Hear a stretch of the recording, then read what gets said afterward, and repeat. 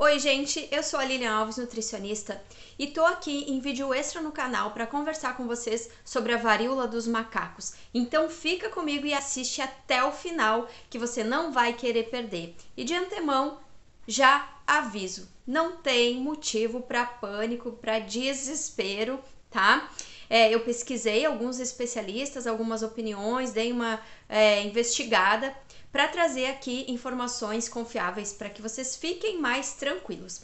Eu sei que esse nome varíola automaticamente desencadeia um certo pavor, porque ao longo da nossa história, da humanidade, houveram vários surtos, várias epidemias bem trágicas, bem terríveis. Inclusive, olha só que coincidência, recentemente terminei de ler este livro do Chico Xavier, Renúncia, e tem um capítulo inteiro desse livro no contexto da história falando justamente sobre um surto de varíola durante o século VI na Europa. Então, assim, não é nada a ver com a varíola dos macacos o que eu vou ler aqui. É a título de curiosidade. Achei interessante. Claro que hoje a ciência e a medicina tem muito mais recursos, tem tratamento para a varíola dos macacos, mas eu achei importante trazer esse exemplo aqui nesse vídeo. Então, olha o que diz o livro. É que o surto epidêmico não se constituía de simples sintomas passageiros, com características benignas. Tratava-se de varíola negra hemorrágica, com coeficiente de mortalidade apavorante. Quem escapasse da morte não fugiria à horrível deformação do rosto. Então aqui, nesse capítulo, se ilustra essa epidemia muito grave que aconteceu, inclusive com equipes de trabalho, de governo, com homens que entravam nas casas, pegavam os mortos, levavam para as valas comuns, inclusive levavam os moribundos, levavam os doentes e muitas vezes colocavam estes doentes que ainda nem tinham expirado, ainda não estavam mortos, junto nas valas comuns. Então foi algo terrível. E além disso, cada casa atingida era marcada com um grande sinal vermelho na porta de entrada por ordem dos superintendentes do serviço. Então, achei interessante trazer essa curiosidade acerca de como que eram essas epidemias, na antiguidade, lá no século VI, no caso dessa história aqui. Mas vamos falar dessa varíola dos macacos, que é uma nova variante que provavelmente veio dos macacos para o ser humano, foi contaminado. O ser humano cada vez mais invade os territórios, as florestas, as matas, destrói para plantar mais comida para o gado e para os animais de consumo ou para criar os próprios animais de consumo.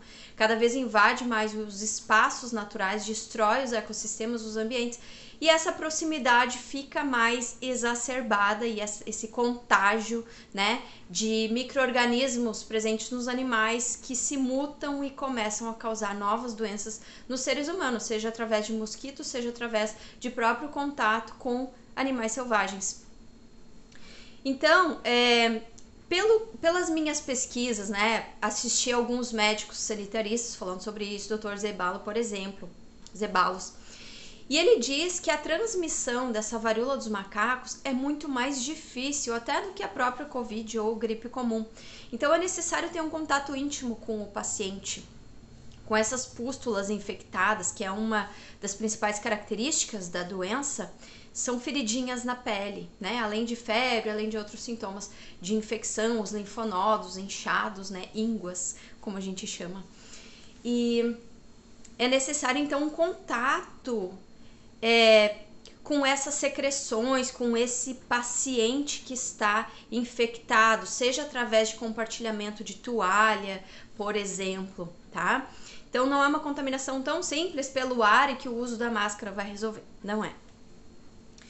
Hoje tem tratamento para esses sintomas, o tratamento é sintomático, assim como a gripe, Existem antivirais que podem ser utilizados e as vacinas, quem tem a vacina tríplice viral, por exemplo, desenvolve uma imunidade inespecífica que atenua os sintomas dessa varíola dos macacos, por exemplo. Então, caso essa pessoa, esse paciente, essa pessoa que se vacinou adquira se contamine com a doença, ela tende a ser mais branda, mais leve, sem grandes complicações, sem grandes problemas, e o tratamento existe, né, de forma sintomática e com antivirais, enfim, tá? Acho importante reforçar, sobretudo, a importância de cuidarmos da nossa imunidade natural, através de bons hábitos, alimentação saudável, né? Suplementação em alguns casos, dormir bem, fazer atividade física, manter uma boa hidratação. Então, hábitos de vida, de qualidade de vida que nós devemos manter a fim de reforçar as nossas próprias defesas naturais. E evitar entrar nessa onda de desespero, de medo, porque isso por si só estressa o nosso organismo e baixa as nossas defesas naturais do nosso sistema imune, tá? E cuidar do intestino é muito importante. 70% ou mais do nosso sistema imune está localizado a nível de intestino, de microbiota intestinal. Então, tenho outros vídeos aqui no canal falando sobre isso, falando sobre imunidade.